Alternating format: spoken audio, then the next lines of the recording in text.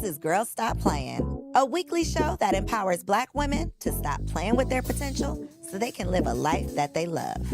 I'm Coriel, your favorite homegirl, and I'm on a mission to help Black women make the money and get the honey.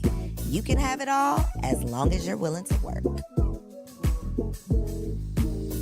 This is the Girls Stop Playing podcast, and I'm your favorite homegirl, Coriel, here to encourage you to stop playing with your potential and start working for what you want in life and in love.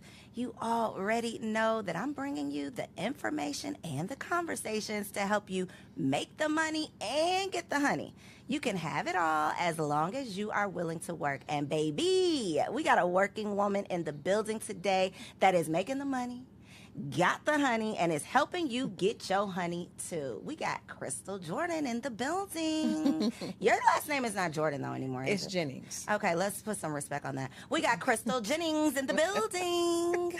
Hey, Hello. Crystal. Hey. I'm happy you're here. I'm so excited. It's like a long time coming. I was going to say, it's been a long time coming. So we're going to get into Dear Alpha Female, right? We're going to get into that. But Okay. who is Crystal outside of what you do professionally? You know what? That's a great question because I had to learn that myself. For a lot of years, I did not know. I didn't know who Crystal was outside of being a mom and a entertainment publicist. And so Crystal is a woman that loves, I love my friends to be happy. I love putting everything I have into friends and family. I'm also a bit of an empath. So I learned that I have to take breaks from certain things because I can get very, very emotionally involved and invested, right? But I think that's also what makes me who I am, just the fact that I really feel deeply for people. It also makes me great at writing, right? But I love my family. I love friends. I want everyone to be in their best, their best self. I want my friends to all find love and have love around them. And not just a relationship love, but just I want them to be in a good space, period. I'm always the one trying to check on, making sure that they're okay, making sure that they are in a good space. I love horses. I love riding horses. That's something a passion I was able to rediscover, later in life when I realized, wait a minute, what do I enjoy doing outside of work? And I would say riding horses and being on the beach are my absolute two favorite things. Riding a horse on the beach. And Hands I did down, that. that's you. I did it. Cabo? Turks and Caicos. Okay. Horse in the ocean. I did one at Cabo on the beach. I was like, oh my God, I've maximized my pleasure. Listen, I didn't realize that Mexican horses speak Spanish, baby. That horse was not listening to. They do. That was so scary. That was a scary experience. If you don't ride, see, I have a secret. All horses speak Spanish. Really? It's weird. I just feel like So an American horse is not going to be any safer for me? no. Okay. They do, and it's funny because I had a horse that would not listen to me, and a trainer and a good friend of mine was Hispanic. And I was like, oh my God, because he said something to her and she just started listening. And I was like, but I think that they have just a way with horses that, horses respond to energy, which is a good lesson. I think I learned so much about myself through my horse. So one of the things, I think the very first thing that came out of your mouth was I had to learn who Crystal is. And having lived several lives, because I feel like we go through these seasons where in this season, 10 years ago, I was a totally different person than who I am now. What made you feel like you no longer knew who Crystal was? Well, I think myself, like a lot of women, we tend to get engrossed in caring and nurturing for others, right? So I got married at 20, I had a baby. So I was in college, I was married, and I had this beautiful little baby girl, and I became mom and wife, right? Crystal at 20, who didn't even know who she was, became mom and wife and a student. And then she went and I had another baby a few years later. So I was a proud wife. And, as a mom, you put everything into those babies. And as a wife, you put everything into that man. And so, and then eventually I started my career. Well, at 31, my marriage ended, right? So I had been married for 11 years. Actually, we were together for 13, married for 11. So all I really defined myself as was wife, mom, and career, right? And so when I lost a big part of my identity when I was no longer a wife. And I remember thinking like, wow, I can't believe that one day this person woke up and basically took away who I am, because that was how I defined myself. So I took that wife, Crystal, and I put that into work, Crystal. And so Crystal became married to her work. And I took so much pride. I took the same intensity, right? So at some point I started to burn out, and I started to have migraines. I was having migraines every day. Coincidentally, my business was doing the best it ever had. I was in a great place. I was earning more money than I actually thought that I would earn on my own with my own business. I mean, that was something that just happened accidentally. And I was like, wow, this is amazing. But I was so unfulfilled internally. And so when things looked the best on the outside, they were the worst inside, because I really had no explanation of who Crystal was. Crystal got up to serve others, be it her job or her children. And she was at no point serving herself. And so that's why I said it. I think it was, like you said, 10 years after. So around 41, I had to totally figure out, like, what do I even like? What do I like to do? Who am I outside of Enchanted PR? Who you are for Or everybody my mom. else. Yeah, or being mom to Chanel and Stone. Oh, come on, Stone. I love that name. I feel like that is such a common Yeah. scenario that so many women find ourselves in, and for different reasons. I mean, I didn't have my first baby until 35, Right. and I still feel like I didn't know anything, and I was not ready. So to have to make that transition at 20 before you have even had time Womanhood. to define who you are or mature or Yeah. grow into the woman who you could become, I can't imagine that. And so even if it's not becoming a mother at a young age or having a baby at a young age, it could be when you are doing so well. To your point, I'm doing so well in my career, but something just don't feel good. Like something doesn't feel right. And a lot of times it's those crossroads where we wake up or we look in the mirror and we're like, okay, wait a minute, what am I doing all this for? Right. Who am I really? What is the purpose? And so I love that you can speak to like the evolution of, I recognized all of this, I learned some tough lessons, and now here I am. So I want to talk about some of these tough lessons. Okay. Because you were on the Single Wives Live we did a couple weeks ago. We're going to do it Yes. again, y'all. If you missed it, don't worry, we're going to do it again. But you talked about the fact that you were married the first time. And I don't remember exactly what you said, but what you just said right now, he took it away from me. It brought back a memory that I had in that moment of where it felt like you didn't want the marriage to end. That's what I got from the conversation. So is Yeah. that correct? Can you Absolutely. talk to us about what that looked like? Absolutely. And I think it's important for us to acknowledge, a lot of times we've been taught, you know, if somebody doesn't want me or something doesn't want me, I don't want it. It's one of the 48 laws of power, right? Despise what you cannot have. But it's also not something that works for real life. It works for business and it sounds really cool, but it's also not something that works for real life. And so I was so in love in my marriage. Things weren't perfect. As we know, marriage is never perfect. But I was really, really in love, and we went through some difficult times. And as a result of us going through difficult times, my ex-husband started having an affair. And I was devastated because again, you know, when I mentioned, you asked me who I was, I'm someone that wants everything to be right for everyone, right? So I had this idea that I was going to have this perfect family, my kids, boy and a girl, dad, perfect, you know, white picket fence dog. We had everything. And all of a sudden, he was involved in an affair, and the way I thought he should get out of the affair, he didn't agree with that. And he did not. And so he decided to end the marriage. And it really did feel like I had given someone else the ability to define me, because I took so much pride in being his wife. So, yeah, I was heartbroken. And coming from a mother and a grandmother that are like, girl, you better get over that. There was no place to actually just say it's okay to really mourn your marriage being over.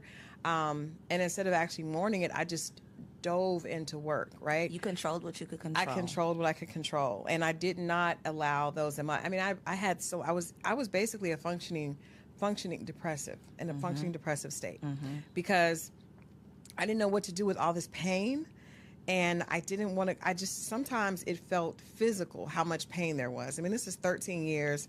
This is the love of my life. Our families are ingratiated, right? Our children don't know anything else, and all of a sudden one day it's like, it's over. So when you say your mom said get over it in terms of the sadness of the divorce, what was her take on the infidelity? Did she tell you to get over that too? No, just leave him and get over it. Okay, leave him and don't look back. Leave him and don't look back. And I did. My grandmother, rest her soul, husbands come and go. You'll be fine. You're strong. You're strong. But I did not feel strong at all. You know, I felt like my identity, I felt like Crystal was just, I didn't know where she was. I grew up without my father. So when I got married, he became my sunshine. I remember writing a essay, and it was like, this is now like the sunshine of my world. So, and that was dysfunctional, but you don't know it's dysfunctional until you get out of it, or until you don't know until you know. And so, yeah, I definitely, there was no one I was telling my one of my mentors and my sister, Dr. Jerry Godhigh, like, I wish I had someone like that in my life, someone that says it's okay to not be happy about your marriage ending. It's okay to admit that you don't want that. Everyone in my family, they were doing this to help me because they wanted me to be strong, right? Girl, forget him. He wasn't doing you any good that anyway. makes you feel like, though, you have to act like that. I You know, did. now I have to pretend like forget him, but I'm crying myself to sleep at night. I would leave, Coriel, I would leave because I met you years ago when I was probably in this state, and I would come to events, totally made up with celebrity clients, and I would get in my car and I would cry on the way home because I didn't want to cry in front of my kids. And I couldn't cry to my friends because, girl, you're fine. Your business is Or doing good. that part, you got money, you got these celebrities, you should be fine. And that is what I think social media is making that even worse, because people think that if you got all of these things, not that you don't have problems, but I feel that people think that you should get over your problems. They do. Like They do. you got all of this, you shouldn't be complaining about that, and that is unfair. If you and I'll take it a step further. As a woman, we judge each other by how we look, right? And so I probably look the best because I lost so much weight from being depressed. So I was depressed. I wasn't eating. I was miserable, but I was in this area that kept me in a very high profile position. And so people thought I was doing amazing, but I was the most miserable inside. And that came out later, with headaches and migraines that I couldn't get rid of. But I was watching the Wendy Williams docuseries, and I think that opened up an opportunity for us to have this type of conversation. You cannot judge a book by its cover, and money and fame and success do not, basically they are great to hide the pain, but they don't take away pain. And they're great to afford ways to alleviate not feel dealing with it. Right, that part. So it's not a good mix. Having a whole lot of money and poor mental health, not a good mix. When you talk about, though, the level of pain that you were going through, that pain, it's all emotion, right? Whether whether the pain is sadness or anger, usually it's still coming from that same emotion. Place, right. So when we say, oh, the bitter black woman, or you just, the type of woman that people are talking about on these podcasts, that woman, I don't think that we as a society, we don't give her grace to say and to recognize that she's hurt and she's not just angry. And if she is angry, she probably has a reason to be. It's a hurt little girl that can't be hurt, because weak is worse than being. It's better to be a bitch than to be weak in our culture, right? So it's better to be, and I've had my mentors say, Crystal, you got to find that inner bitch, right? That's where you should do. And that comes from a scared little girl that wants to protect herself. I'm an animal lover, so I know when you look at animals that are sick are the most dangerous. They are the most, animals that are afraid are the most dangerous. I remember, I believe God sent my horse to me to teach me about myself. I thought she was mean as hell because she would not do what I want. She wouldn't submit. She was not friendly. She was afraid. And that fear created a bitch, right? But like I said, our culture, we will, as a woman, as a black woman, I was taught you can be mean, but you can never be weak. Can't be sad. You can never be weak. Cry. Girl, get up. Get up. My grandma said, you don't have time to sit around and cry. You got them kids to take care of. You got to get up. And so it's funny that the things that we tell our daughters are the same things that later they get penalized We for. complain about it when you grow up and are displaying the same things that we taught you as a little girl. And it's the same conversation that I've had several times about dating. Because when we're little girls, the only thing that most of us hear is, don't bring no babies home, don't have sex, stay away from those boys. And then when you turn 35, everybody says, well, where's your husband? You're not married, right? I mean, it makes no sense. So that is the whole point of having these conversations is so that we can teach our daughters or our sons a better way of doing things based on the lessons that we've learned, because we love talking about these statistics. But we don't look at why. I was talking to one of my girlfriends today, and I've had this conversation with my guy friends. Even when you talk about men, right? Black men in our community, most of them are teaching their daughters to be independent. And I said, you are teaching your daughter to be a woman that you would not want to date. And if a man is not there in the house, you're still teaching, because you're always teaching, even if it's intentional or non-intentional. So my father taught me that I couldn't rely on a man because he wasn't there for me, right? And my girlfriend, whose father was in the house, he constantly taught her, make sure you can take care of yourself. Make sure you can take care of yourself. So those, and we know that when you're young, that is just porous ground. You plant those seeds. That little girl, my daddy said, I always got to be able to take care of myself. So then she gets to 28, 29, 30, and the first thing she knows, I got to take care of myself. And now we tell her, oh, you're an independent Black woman. You're going to be single forever. But I'm just doing what I was taught. I'm just following the directions my daddy gave me or didn't give me. Exactly. It's literally, it's literal insanity. The same thing we do to little girls, mothers do to their sons. They raise their sons to be the men that they hate. Like all of the things that y'all are complaining about, you are grooming your child to do the exact same thing. And men are training their boys to be a man that would not deserve their mother. Because when you encourage him to be promiscuous and you use it as a badge of honor, they use it as a tool of success. Don't worry about girls now. Get all the money that you want and then you can have all the girls.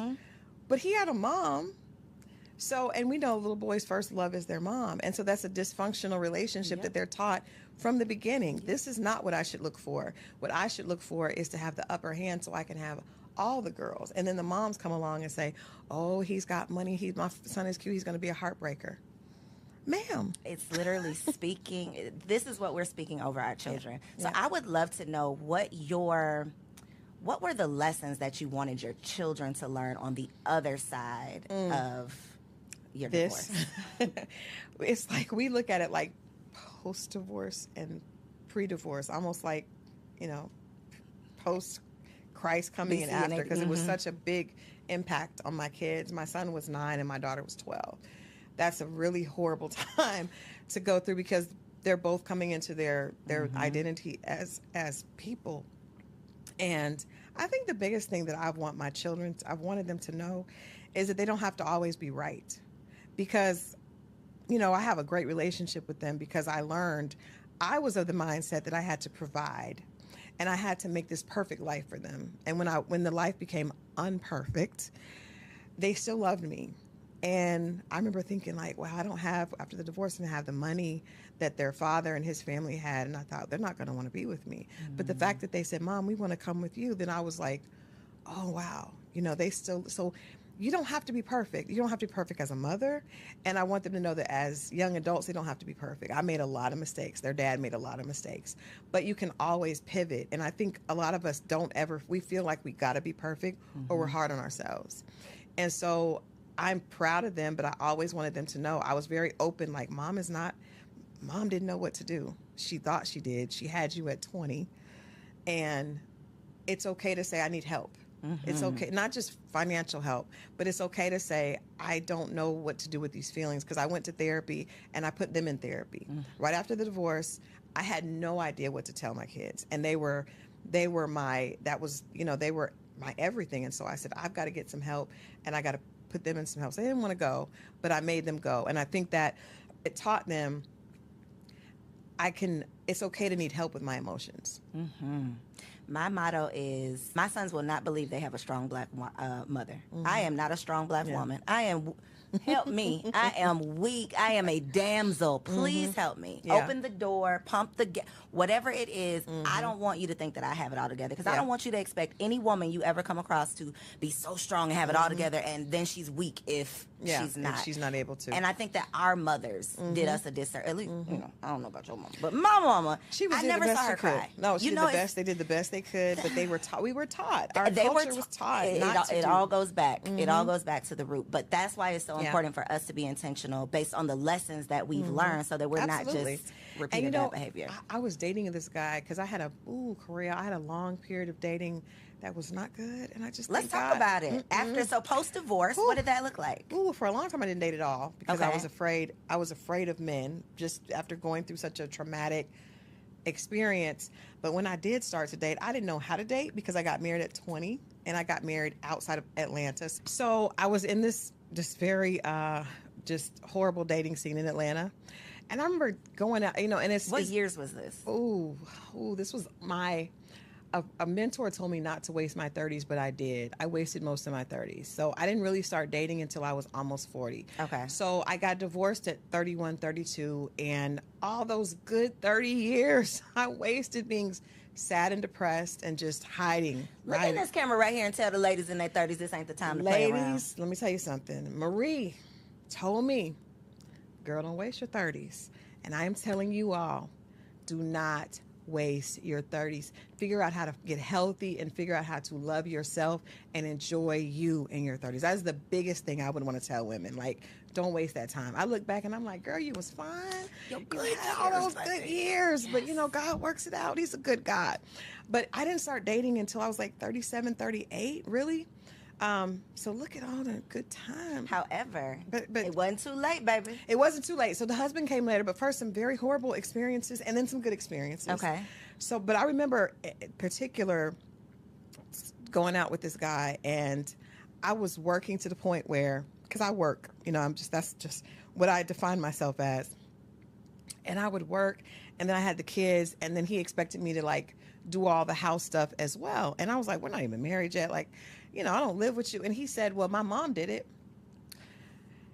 And I was like, wow, that's the first time I realized that we are teaching our sons incorrectly, right? Mm-hmm. Because my son, now that's one of the reasons I tell my son, mommy didn't have it all together. Because I don't ever want him to expect a woman to be his workhorse.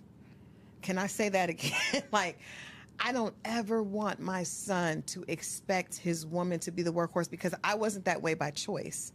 It happened. My mother wasn't that way by choice.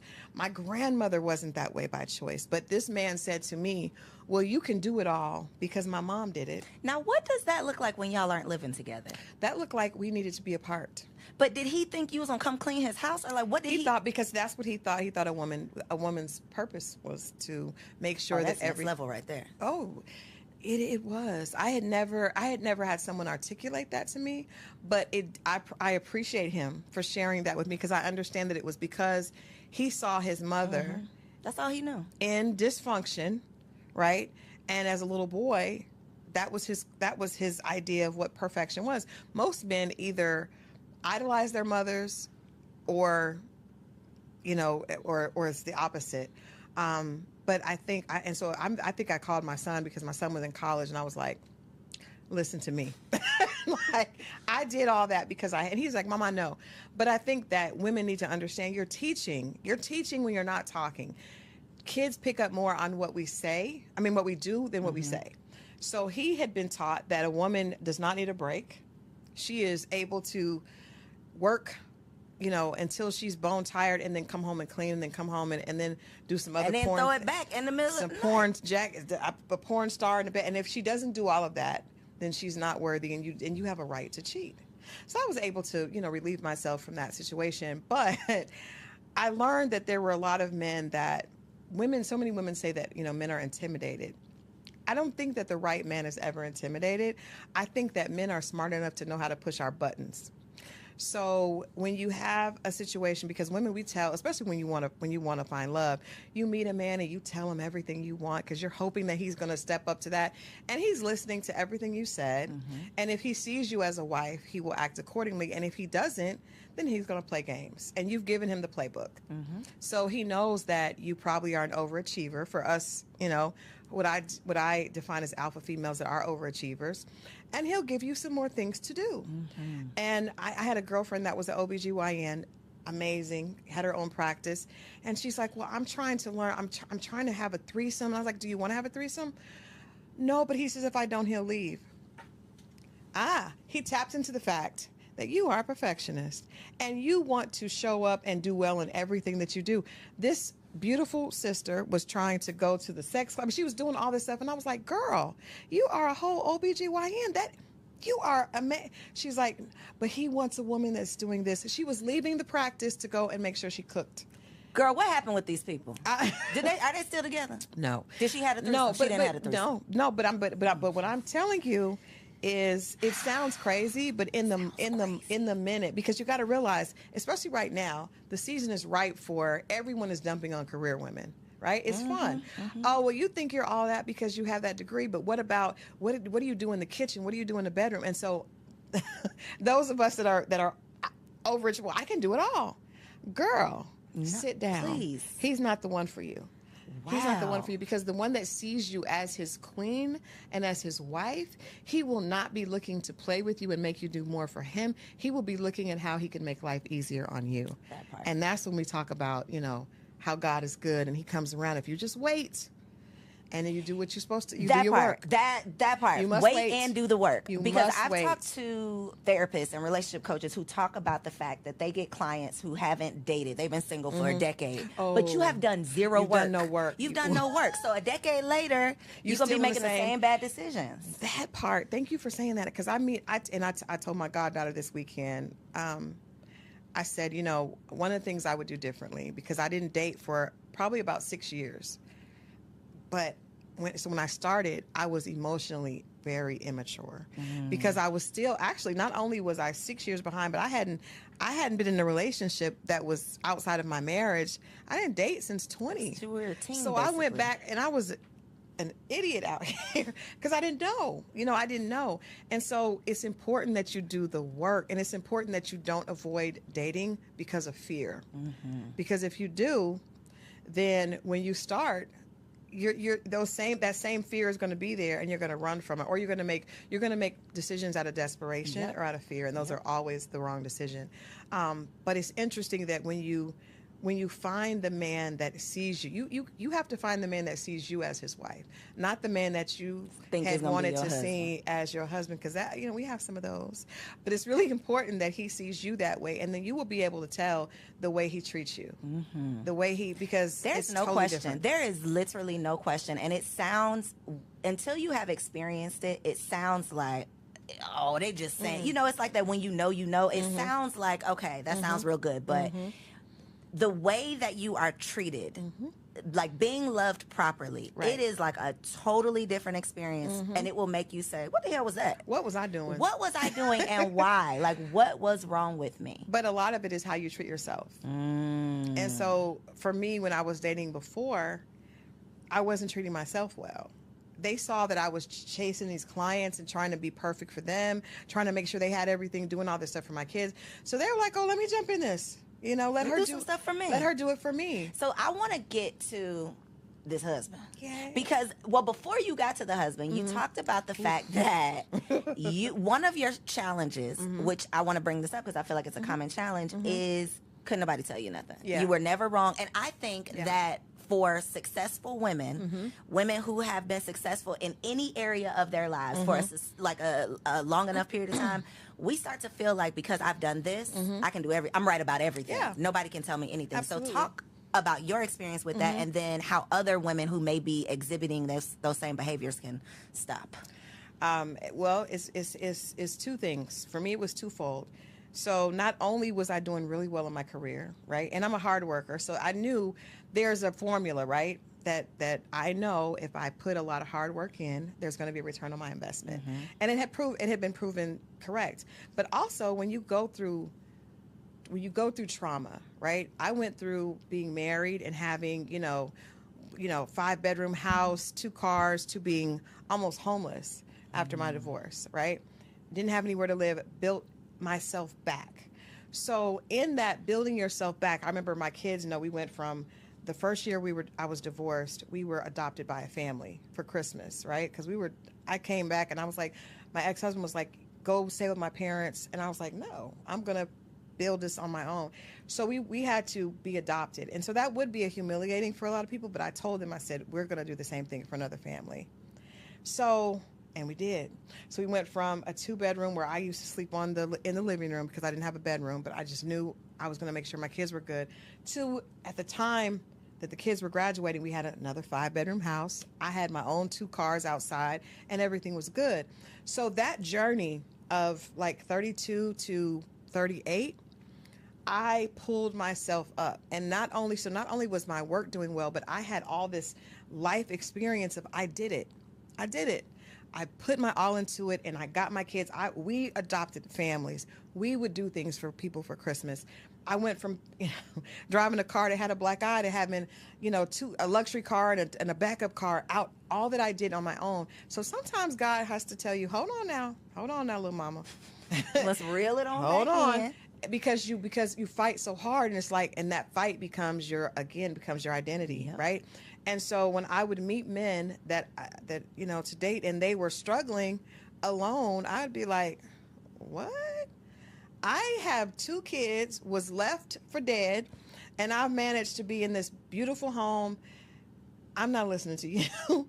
And even when I would hear other things, because a lot of that it wasn't necessarily from the fact, I knew that I was always really, really good at what I did, but it was also the fact that I was able to come from the mud. I knew what it was like to cry every day, to sleep in the living room, and my kids not to have the bedroom suits that they had before, to go from that to that. So that created an arrogance and an ego that was, again, to hide that sadness, but it was, I'm not going back there. Mm-hmm. One of my favorite movies is racially incorrect, but it was Gone with the Wind. And there's a scene where Scarlett says, "I'll never, as God is my witness, I'll never be hungry again." That was me. As God is my witness, I'm not going back to that. And nobody can. Before, I was married, and that's how I ended up in that situation. Now I'm in control. Crystal's in control. So when Crystal's in control, you can't tell me what to do, because look what I've done. So that created. You can't tell me what to do. Ooh, You that can't. is the attitude. And how can you tell me when you haven't done it? So, and I also have around me a very amazing, brilliant group of female friends, right? And a lot of us have the same energy, because they're really hard workers, right? And so you have people that have beat statistics and have been able to say, oh, I was told, I remember when I got pregnant in college, my guidance counselor said, drop out. Drop out? No, I'm going to graduate. I'm going to graduate on time. I'm going to do this, this, and this. When I got divorced, go home. Go stay with my parent. No. So that creates a belief in yourself, which is good, right? But it also has the other side of that, is it was very hard for anyone to tell me anything. And the people that are around me that I probably did respect weren't going to tell me, because they were of the same ilk, right? So they felt like, girl, he's, But I would always look at men that didn't have, and I would feel like, well, why would I ever listen to you? Because you haven't been able to do what I have, and you have far less obstacles to get over. And that was the wrong attitude to an extent. But me going on, Iyanla Fix My Life, and I really did not expect her to, I'm a publicist, so I'm like, I'm not going to do anything that puts me in a bad light. That was not my intent. Did you have a choice? I did. I said no at first, but then a good friend of mine was like, I think we need help. But we thought that it was help in the fact of understanding why these men weren't. Right. You didn't think it was. No. She was going to get on you. At no point did I think that. No. Until I got in the middle of it, and it was too late. You here now. What was your big lesson that you took away? Ooh. First of all, I think that I'm smart enough to listen to someone that makes sense, right? So the things that Miss Iyanla Vanzant were saying, they were very, very raw, but it was also a woman that I respected, and that I knew she wasn't lying, because it was true. What she was pointing out to me was true. So I learned that the very characteristics that it took for me to create this impenetrable woman were also the things that were holding me back from finding love. And that was my big lesson. Like, okay, you did this, and this got you where you needed to be, but this also created some very negative, behavior that you have to fix. You cannot just get here and be like, ta-da, I'm done. Well, he gonna have to come to where I'm at. Well, no, ma'am, that's not how that works. And all this has been built out of fear and pain. So now we got to deconstruct that. Crystal's still going to be hardworking, right? Crystal's still going to be smart, but Crystal doesn't have to be afraid of being hurt. Crystal doesn't have to live in desperation and basically being afraid that she can be reduced to that broken woman that she was before. That is a very tough thing to get over, because we build up the walls, and then those walls keep out the very thing that we desire. And then you meet someone who has the potential to love you properly, and then you still can't accept it. You still can't accept them. So what did it look like when you actually met your husband? Well, I would say to that, this is very sad, because I would say, like, it's unfair that you would get shot and be laying on the floor bleeding, and would be responsible for getting up and cleaning up your own blood and putting yourself through rehab. But life is not fair, and that is unfortunately how it goes. So whatever you're in pain and you're hurting over, it's your job to fix yourself. Physician, heal thyself, right? Um, and so it it looked like, thank God he sent me a man that had a lot of patience and that was able to see through that, right? Um, but I had done a lot of work on trying to realize that the things that I was holding dear were things that I was afraid of. So I had built all these things that I wanted in a partner that really had nothing to do with being loved correctly. Like, I had a very long list. And on that list were some things that made sense. And then on that list were some other things that did not make sense.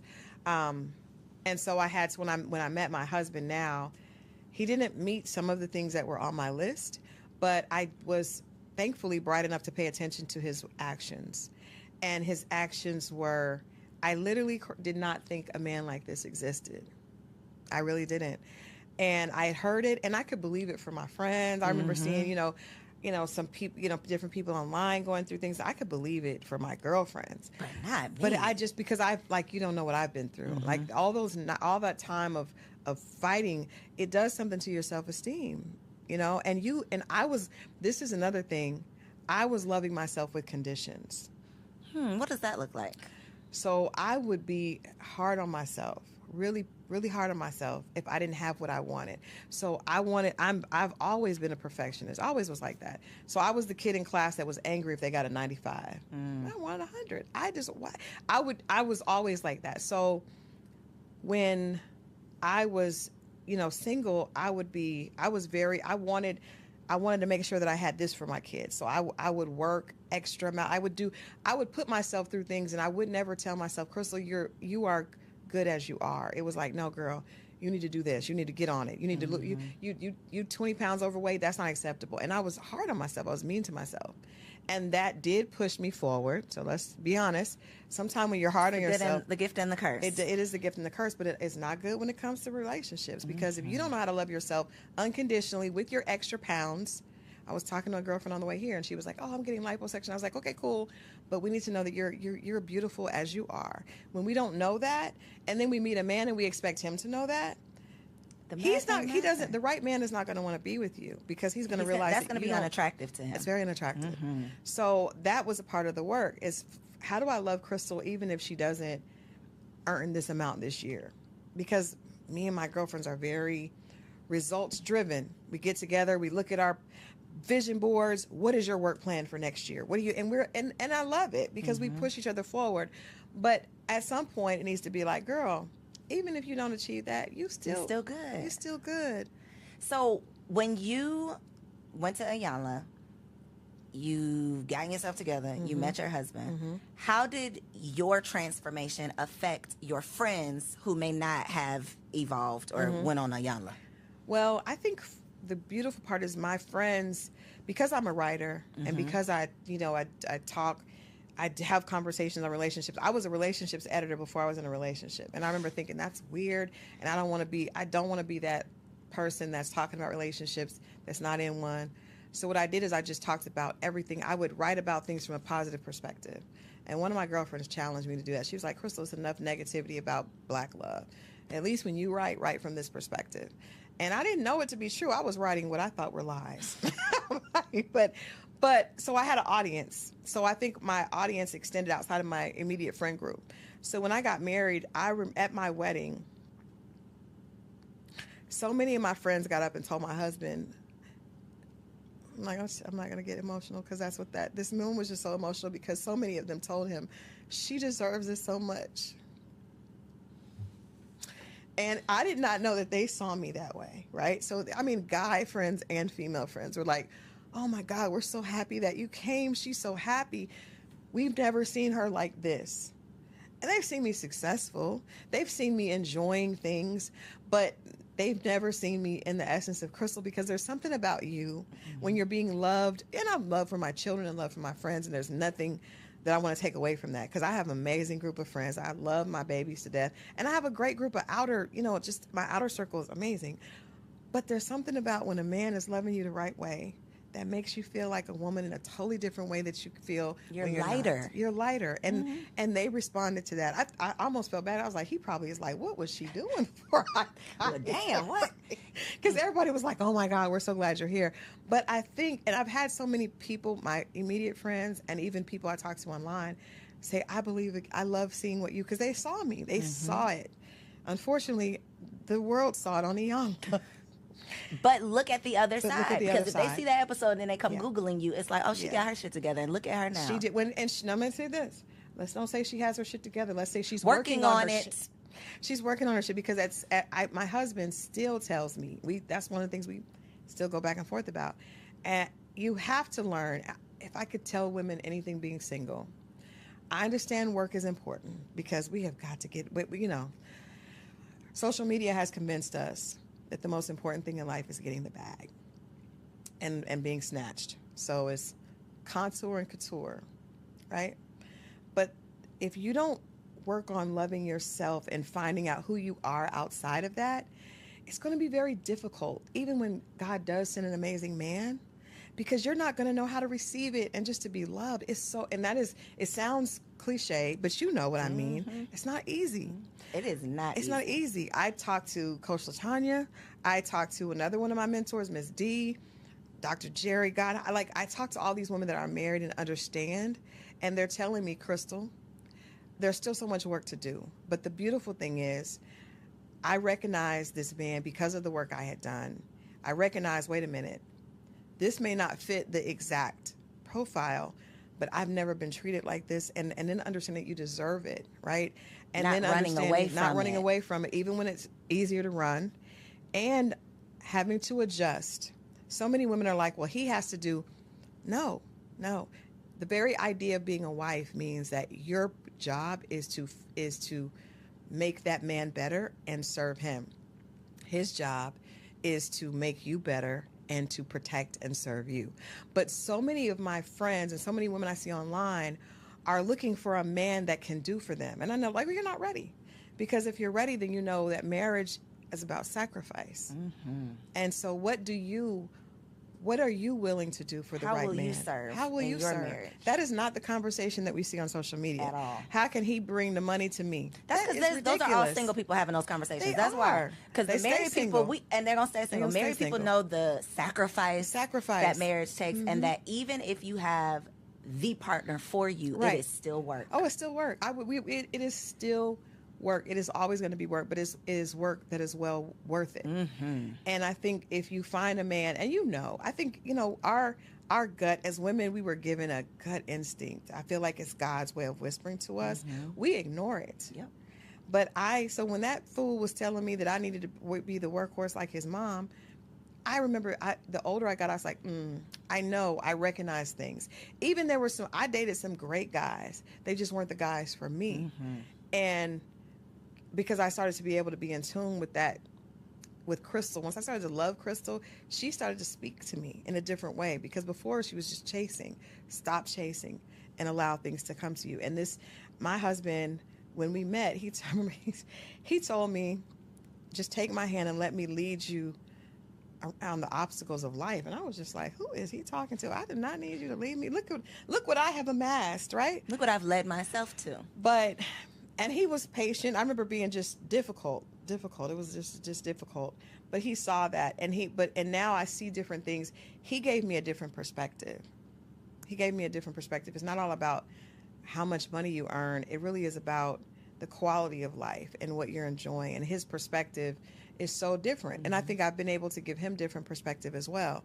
But it is really about serving. And I hope that my goal and my purpose, Iyanla told me this, she said, this is not for you. This is for the women that you will be able to help. And that's why after I went through all that, I wrote the book, because I was like, I have to, because this is not for me. So we got to talk about the book though, Yes. because and part 1 and part 2, right? So part 1, Dear Alpha Female, it's not him, it's you. It's not him, it's you. What is just a couple of things, because we've talked about, being so successful that can't nobody tell you nothing, being afraid, so you put up the walls. Yeah. What are some other common things that women are doing? Let me share with you. So happy you asked. So a lot of times what we do is this. We will we see a guy that we like, right? And he has all the bells and whistles that say no, but we are attracted to it either because he has the financial portfolio that we think is a good fit for us, or he may have the look. He may be fine, and you just be like, or he may be able to do some things to you that make your body say yes, right? And praise God for all of those things. They all count, yes. They all count.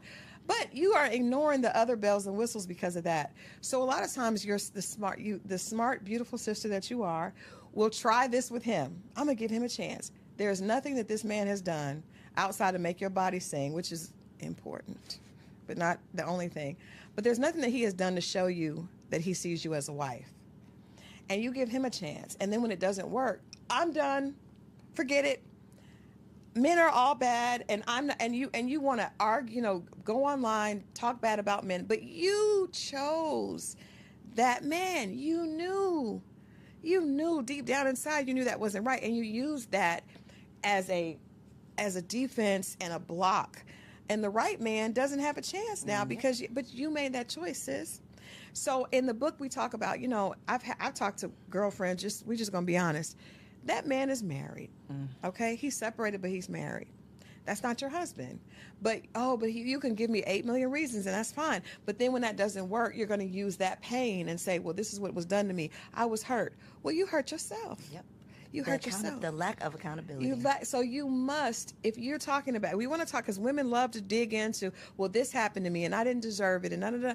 But God gave you a beautiful brain that you're able to use to achieve. Because I see some of the women that I relate to that are in our circle of high achieving women that are able to, you're brilliant. But when it comes to making decisions with men, you act like you didn't know. You knew. You knew. You knew. And if you didn't know, then you weren't in touch with yourself. Yes. Because you weren't listening. So when we're using those examples of men that we had no business being with anyway, and you use that as a reason that you're not giving someone else a chance, sis, that is you. So that's just one of the examples, because that's one of the things that we do a lot. We love to make the wrong decision and then use that as ammunition against the next guy. Yep. But that is all on, and I've been there. We all have been there, which is why there's no denying it. It's like we've all made bad decisions. Ask me how I know, because I did it. Because we've all done it. Wasting years. It's a journey. Wasting time. So the first book, people were a little, not that they were upset, but people don't want to be told that it's you. You are the problem. Yes. So as a solution to the first book, there is a second. I have a second book that's coming out this summer. But when I realized the response for women, I do feel like I need to double down in a way. I want people to get the message, which is why we're doing another edition of it. But the reality is, when I went on Youre, I was in tears. That episode, she told one of the girls was me and 3 other colleagues, and she was like, "Well, this is what happens to me." And she said, "Well, if dogs keep ending up at your door, then you need to up the wattage on your light. Maybe what is it about your light that's dim that's attracting all these dogs?" We were in. She didn't take it easy on us, right? She was not playing with us.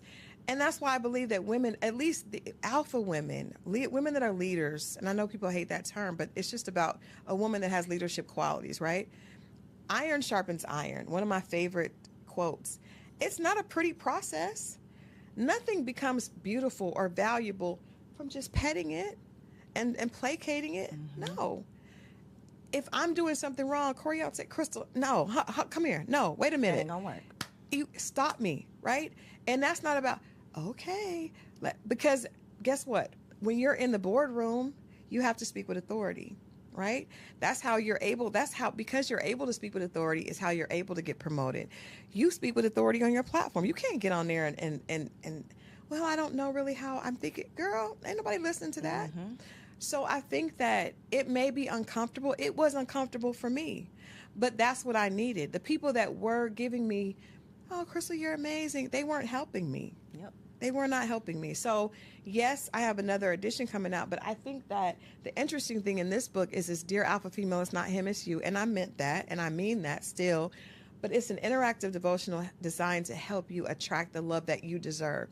And nobody picks up on the fact that I'm saying you deserve love. The fact that you have been in leadership positions and you have these things and you're still struggling when it comes to relationships doesn't mean that you're not worthy. It means that you just have some more work to do.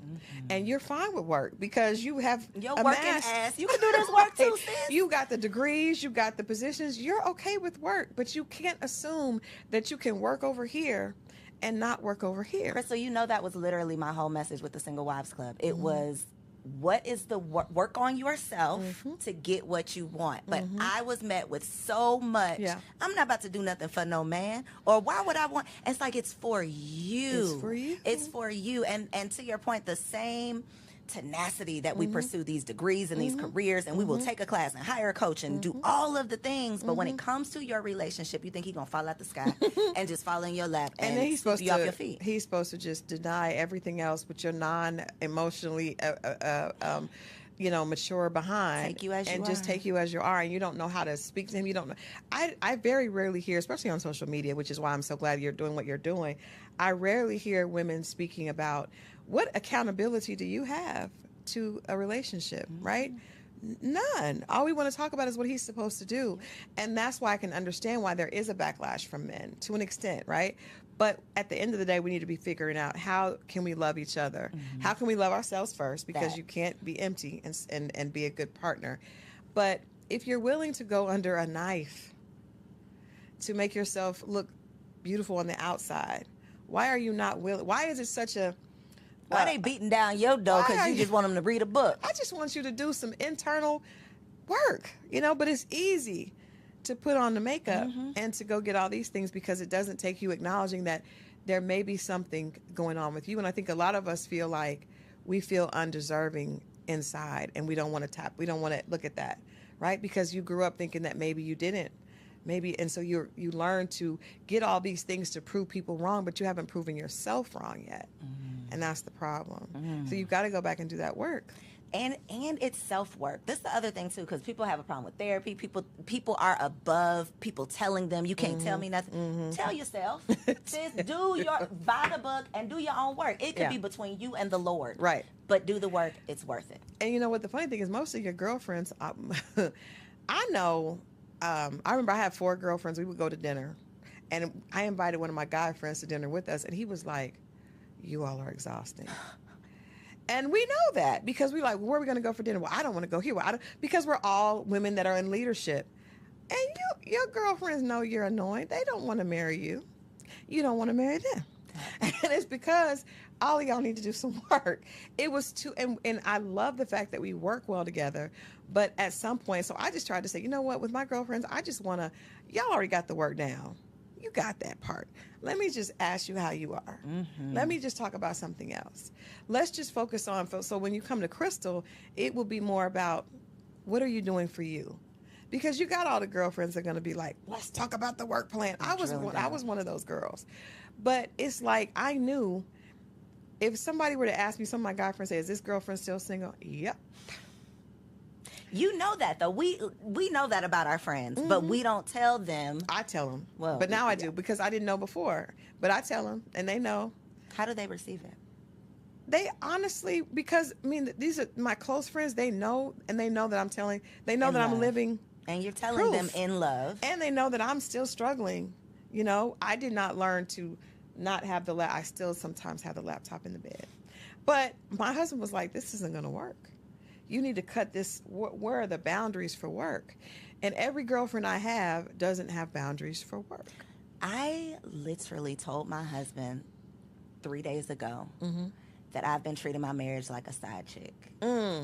And I've decided that my marriage is going to be my business. That's what y'all need. That's it right there. Yeah, that is it. That's because it. even if you meet the man, it's not going to just magically, you're going to just throw your laptop and close down your business. You're not going to do that. I'm so struggling. It's still, listen, it's a constant struggle. And I think that hit me kind of hard, Coriel, because I probably... If my husband sees this, he's going to be all in my face. I don't want him in my face. Leave us alone. But I'm trying. I'm working on it. He knows I'm working on it. But that's true. And I think if you have to get in that mindset, it's like when you go to college, right? You go back to work on your advanced degrees. You get in the mindset of, no, I'm getting ready to start this master's program. So I got to, I know I'm going to have to be on it. If you really want a relationship, and I hate that we have to talk about it like this, but this is what we understand. Is what we get, yeah. I understand. I was like, well, I want a return on my investment. Well, you can't get a return on your investment if you're not willing to sacrifice.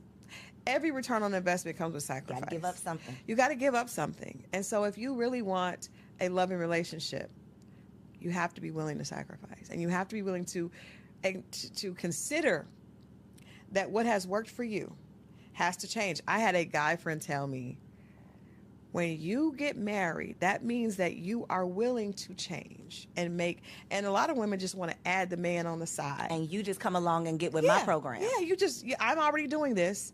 And I want him to look a certain way and earn a certain thing, and I just add him to the mix. Mm-hmm. Well, nobody wants to be treated like that or looked at like that. So he's going to go find somebody that's going to make him the priority. Needed and feel like he has a place to fit in. I think that's some great advice for single women, too, is creating space. Yep. And it could be physical space, clearing out a drawer for this man that you're manifesting, or actually carving out time where you say, these are my boundaries. Practice closing your laptop now. So that when you meet the man, you're not like us and having a hard time. Please. I'm still having a hard time. It's a struggle. It is. Getting off not taking work calls after a certain time. But see, those are boundaries that Crystal didn't set for Crystal. And I'm telling you what, with every guy I dated in the past, it was unattractive. I just didn't know it. I thought they were intimidated by my success. No. They didn't care about it. They just wanted to talk to me. And because I wasn't available, they found someone that was. I remember I told a guy, he asked me to take me out, and I looked at my calendar and I was like, I don't have any opening for 2 weeks. And my single guy friend was like, Crystal. But I didn't. I was like, I'm traveling. And they were like, that ain't how this works. Date you? Yeah. It's not intimidation. I think so many women are going to hear what you're saying right now and be like, oh. So listen, send this to a friend. You know which friend. You know which friend to send this to. Just send it to a girl. I saw this episode. Don't tell her why. Just tell her to tap in. This woman on there, she had this great story. Send it. Wink, wink. Please look in this camera right here, though, and tell them where can they order their friend a copy of this book. Yes, get one for you and your friend, because if that's your friend, usually birds of a feather flock together. So I know for me it did. And actually, one of my best friends wrote the foreword, Chili from TLC, and she wrote the foreword. She and I both are in beautiful relationships after both being single for a very long time. But you can go to Amazon.com. You can go to Barnes & Noble. You can go to Walmart. Any place. You can go to my website. You can go to dearalphafemale.com. You can go to The Real Crystal Jordan. But, get the book, and I promise you, there's information here that you'll be able to relate to. We talk about how the alpha personality, for most of us that are overachievers, it was created when we were little, right? I was a straight A student that always had to be on the honor roll, always had to do this, always breaking statistics. It's a beautiful thing. It's like black girl magic, but what's on the other side of that magic, right? On the other side of that magic. And so please get this book. It really is, it's time for us to allow the overachieving little girls inside of us to relax. We owe her thanks for carrying us thus far, but it's time for her to exhale. It's time for her to let go of her fear. It's time for her to be loved unconditionally, and it's time for her to grow. This is my love letter to all my alpha sisters. So if you want marriage on the other side of that black girl magic, log on dearalphafemale.com. Check out my girl Crystal, and I will catch y'all on the next episode. So if you made it this far, I just know you loved that episode. Well, what you did not know is that we recorded it right here in ATL at Elevate Studios. Yes, your girl has her own studio, y'all, and it's not just for me. I'm opening it up for you too. So if you have a podcast, if you are a vlogger, a YouTuber, or a content creator, and you are looking for a professional studio to record your content, or you want to hire me and my team to fully produce your content, make sure you check out the show notes below or log on to elevateagency.com.